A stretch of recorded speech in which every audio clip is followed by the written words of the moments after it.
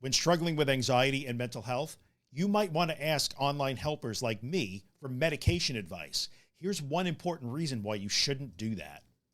Everybody wants to talk about medication. I get asked questions about medication every day, all day long. The questions are usually pretty similar. Can I get better without medication? Is medication necessary?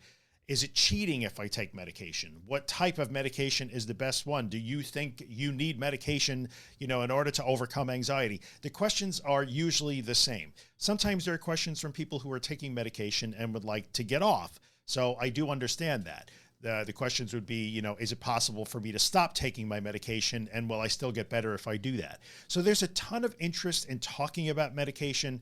And I did do 3 podcast episodes many, many moons ago where I talked about my own personal experience with medication. You can go back and listen to those if you'd like. I can't answer those questions. And I'm not sure that it's really fair or ethical for any podcaster or YouTuber or mental health content creator to answer those questions either. And the first reason why is the principles of personal belief and autonomy, which are really important in this equation, right? So no matter what I say about medication, no matter how I answer questions or respond to comments or requests to talk about medication, I am going to be opposing somebody's personal beliefs, and I'm going to be challenging the principle of autonomy. Now, that's not okay, because any therapist will tell you that one of the first things that we learn is that every one of our clients always has autonomy. We are not here to tell you what to do or tell you what is right for you. Only you get to decide that. And honestly, I think that extends into this. And while this podcast or these YouTube videos or the social media content I create is not therapy, I still think that I have an obligation to respect your personal beliefs, everyone's personal beliefs, and to respect your right to autonomy.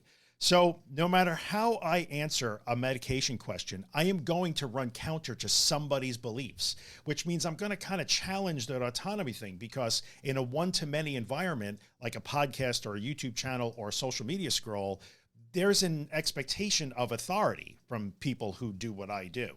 And it could be very invalidating to hear somebody that you have come to maybe know, like, or trust, and be careful about that.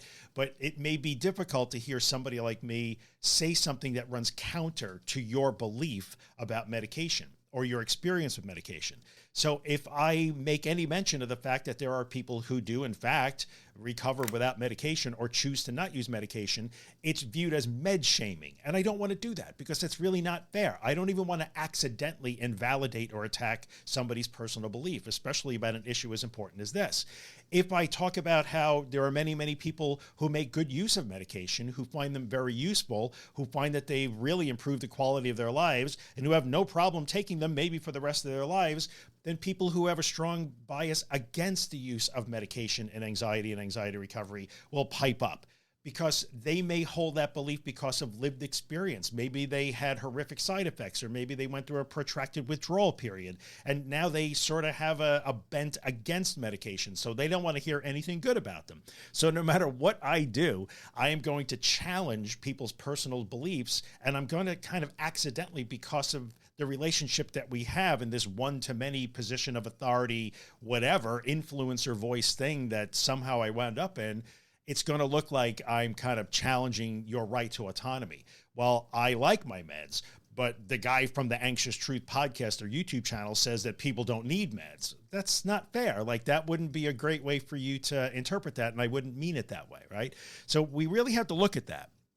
In the end, medication is such a personal decision, and there are so many different variables that go into that, that the best I can do is to say it's a personal decision, and that there is no right or wrong answer. We're going to get into this in the next segment too, but that's one primary reason why we don't really talk about medication here, and I don't answer your medication questions. And frankly, I don't think any other podcaster, YouTuber, or social media content creation person should be doing that either. So in the end, to wrap up sort of this first segment of the episode, I would say that you're going to have to be okay with a few facts when it comes to medication. One of which is that everyone gets to make their own choice. Second one is everybody gets to respect everybody else's choices and not question them.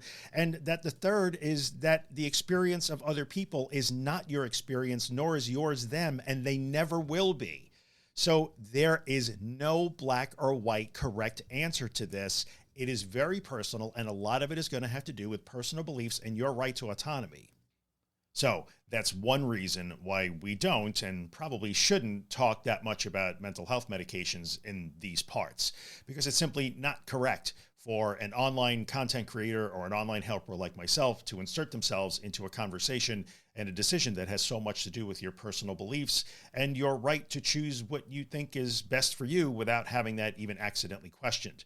I have 2 more videos coming out on this topic. If you're watching this on the day that this video is released, you're going to have to wait because they come out tomorrow and the day after. If you're watching in the future, you can go check them out now. If you enjoyed this, you got something out of it, and you're going to watch those other 2 videos, or you're going to wait for those 2 videos, maybe hit the like button on this video. And while you're at it, subscribe to my YouTube channel, because I do spend a lot of time creating these videos. And when people subscribe and hit the like button, it tells YouTube that they actually care that I spend the time to make these videos. So small clicks for you, a big deal for me.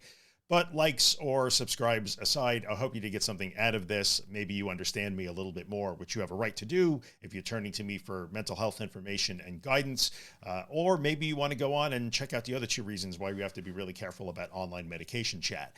Either way, I hope you enjoyed it, and I will see you in the next video.